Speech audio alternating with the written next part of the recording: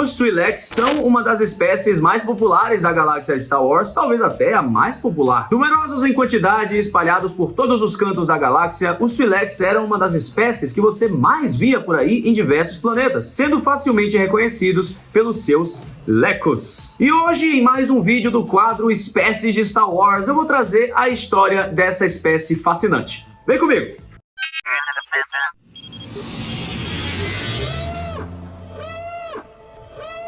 Todos os Wings Reportem, sejam bem-vindos ao Diário Rebelde. Eu sou o João Jedi e os Twi'leks, além de serem uma das espécies mais populares entre os fãs de Star Wars, talvez seja uma das mais reconhecíveis. Assim, é tanta espécie, tanta raça, planeta, personagem na galáxia que a gente pode dar um biruleibe ali e acabar não decorando tanto nome. Mas acho que os Twi'leks são fáceis de decorar, porque literalmente a gente tem o nome deles na cabeça. É só você bater o olho em algum Twi'lek, tipo num jogo, num quadril, você vai reconhecer por conta dos lecos. Leque. Só que apesar de eles serem tão populares assim entre a gente, fãs de Star Wars, será que você conhece muito sobre eles? Não. Então não esqueça de deixar o seu like no vídeo, que isso fortalece o trabalho aqui do Diário Rebelde e também ajuda a trazer e espalhar mais vídeos pelas galáxias do YouTube. Ah, e antes que você pergunte, eu tô meio sem barba porque eu fiz cosplay de Anakin Skywalker na BGS e aí não daria pra fazer de bigode, né? Senão ia ser Anakin, um caminhante de cielo. Os Twi'leks, que também tinham o apelido pejorativo de cabeças de cauda, eram uma espécie humanoide do universo Star Wars que possuíam tentáculos saídos das suas cabeças. Vindos de um planeta da orla exterior chamado Ryloth, Twi'leks eram conhecidos por sua beleza e força, além da sua capacidade de se misturar na vastidão galáctica. Já que eram uma das espécies mais comuns e de fácil procriação na galáxia, era bem tranquilo para um Twi'lek passar desapercebido assim no meio da multidão. Por conta disso, vários Twi'leks trabalhavam como espiões para diversas organizações. E era tanto Twi'lek que você deve imaginar, meu Deus, como é que eu posso identificar um Twi'lek? E eu sei que você sabe disso, porque eu já falei aqui no vídeo, e você, como fã de Star Wars, deve saber também. Os Twi'leks eram facilmente reconhecidos por conta dos tentáculos na cabeça, também chamados de lecos. Os lecos também estavam presentes nas anatomias de outras espécies, como por exemplo a togruta, que já falamos aqui no canal, num vídeo desse mesmo quadro que você confere aqui em cima no card. No caso dos Twi'leks, os lecos eram muito mais importantes do que você pode imaginar. Muitas vezes eles expressavam o estado emocional de um Twi'lek e podia reagir ao mínimo toque sempre que necessário. Os lecos também podiam expressar certos significados com gestos, dependendo exatamente de como eles se moviam. Além disso, eu vou trazer uma informação que talvez você não saiba. Um leco ferido pode ser mortal para a vida de um Twi'lek. Mesmo muito sensíveis e capazes de doer muito se machucados, os lecos poderiam ser tatuados pelos Twi'leks com símbolos de seus respectivos clãs. Ainda falando da biologia desses incríveis seres, a temperatura corporal de um Twi'lek era muito mais elevada do que o que a gente consideraria como normal. Além disso, em suas etnias, os Twi'leks possuíam uma gama de cores diferentes. Tinha Twi'lek azul, verde, roxo, branco, laranja, era um espectro colorido de Twi'leks. Aqui a gente está falando do cânone, mas no universo expandido Legends, os Twi'leks vermelhos eram os mais raros da espécie. Era dito que 1 em 1 milhão de Twi'leks nascidos possuía a coloração escarlate. Os Twi'leks também possuíam um idioma próprio, conhecido como Twi'leki ou Rio. Além de utilizar esse idioma, que era muito diferente do padrão básico galáctico, os Twi'leks também podiam usar os seus lecos para se comunicar. Mas mesmo assim era muito tranquilo para um Twi'lek hablar o idioma básico da galáxia. Assim como também era muito fácil para outros indivíduos que falam básico falar também o dialeto Twi'lek. Como por exemplo Obi-Wan Kenobi, que era fluente nesse idioma. Alaqui, John Willow.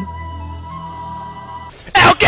Só que tinham alguns Twi'leks que preferiam falar no seu idioma original, como por exemplo Bib Fortuna, o mordomo de Jabba o Hutt. Aliás, que bonita essa action figure do Bib Fortuna, né? Rapaz. Master Arcanito Anite, he's no Jedi. Os Twi'leks também possuíam uma cultura fortíssima entre eles, valorizando muito a tradição familiar. Cada família possuía, por exemplo, um Calicore, que era um totem passado de geração a geração. Ele era passado através dos pais e cada pai adicionava uma conta nesse Calicore que representasse uma história da sua geração. Era como se cada conta retratasse um evento importante para deixar sua marca na história da família Twi'lek. Que coisa mais linda! O Calicore é um totem muito conhecido para quem assistiu Star Wars Rebels, porque Hera tinha um Calicore onde ela adicionou as contas que representavam, por exemplo, Kanan Jarrus. E falando em Hera, como eu disse no início do vídeo, os Twi'leks eram uma espécie de fácil procriação. Não apenas isso, a miscigenação entre espécies era comum entre Twi'lek. E aí a gente pode ter uma discussão eventualmente de qual DNA é mais potente, mas enfim, era possível inclusive haver uma miscigenação entre a espécie humana e a espécie Twi'lek, como a gente viu com a Hera, que deu luz a Jacen Syndulla, filho dela e de Kanan Jarrus. Por sinal, muito deste conteúdo foi retirado aqui deste livro chamado Guia dos Aliens, lançado pela editora Culturama e que tem a revisão técnica deste que vos fala. Olha aí, eu trabalhei nesse livro revisando os nomes de planetas, espécies, lugares e outros termos do universo Star Wars e você pode adquirir o seu no link aqui embaixo na descrição. Infelizmente, além de serem conhecidas por sua beleza, as mulheres Twi'leks sofriam bastante nas mãos de mercadores galácticos. Talvez essa tenha sido a espécie mais escravizada da galáxia, sendo sempre comercializadas para grandes senhores. Um exemplo disso é a Oola, a escravizada dançarina de Jabba o Hutt. A jovem Oola havia sido escravizada por Bib Fortuna, seu grande filho da p***, e ensinada a dançar e fazer as vontades do seu senhor Jabba. E não estamos falando do Ezra Bridger, tá bom? Infelizmente, nos eventos de Retorno de Jedi, que está fazendo 40 anos esse ano, por sinal, Oola resistiu à aproximação de Jabba e acabou jogada por ele para a morte até o Rancor Patiza. E olha só, essa era a realidade de muitas Twi'leks pela galáxia. Inclusive, em entrevista no podcast Aggressive Negotiations, o Henry Gilroy, que foi escritor e roteirista de The Clone Wars, disse que o Dave Filoni instruiu ele a utilizar bastante Twi'leks para mudar essa percepção da espécie que havia entre muitos fãs por conta da Oola e de muitos outros conteúdos que eram Legends. Gilroy citou as famosas Aayla Secura e Darth Talon, que eram Twi'leks, mas tinham uma abordagem muito sexualizada naquele período. Diversos materiais traziam essas duas Twi'leks com essa visão totalmente sexualizada. Então, na vontade de Filoni era mudar essa percepção, era trazer Twi'leks que se saíssem desse tipo de abordagem para termos sim um fandom muito menos tóxico e também uma abordagem muito mais adequada para a espécie Twi'lek. Ao longo do tempo, os Twi'leks ficaram conhecidos como grandes guerreiros também. Durante as Guerras Clônicas, o planeta Ryloth foi invadido pelas forças separatistas e aí a guerrilha de Cham Syndulla precisou intervir. Insatisfeito com o que havia acontecido em seu planeta, Cham criou a Resistência Twi'lek. Essa resistência foi apoiada pela República e conseguiu efetivamente expulsar as forças separatistas do planeta. Eu falei disso no vídeo sobre a batalha que acontece lá na visão das Guerras Clônicas de Ahsoka na série. Você confere aqui em cima no card. Mas aí a República foi convertida em Império Galáctico, o Império dominou tudo, chegaram em Ryloth e resolveram saquear o planeta inteiro. E aí o Cham Syndulla resolveu reformular a sua rebelião. Agora ela era chamada de Movimento Ryloth Livre.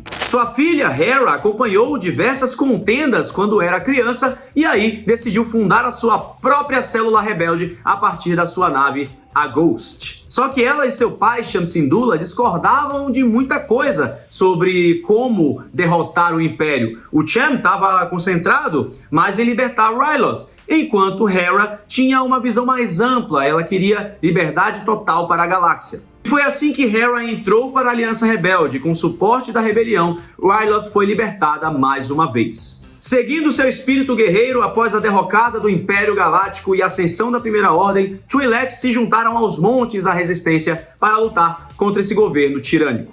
Se faltou algum Twi'lek nesse vídeo, comente aqui embaixo, diga quem é o seu ou a sua Twi'lek favorito e também aproveite para assistir esse vídeo aqui sobre mais espécies de Star Wars. Também tem mais conteúdo aqui no canal para você sempre assistir e curtir e que a força esteja sempre com você.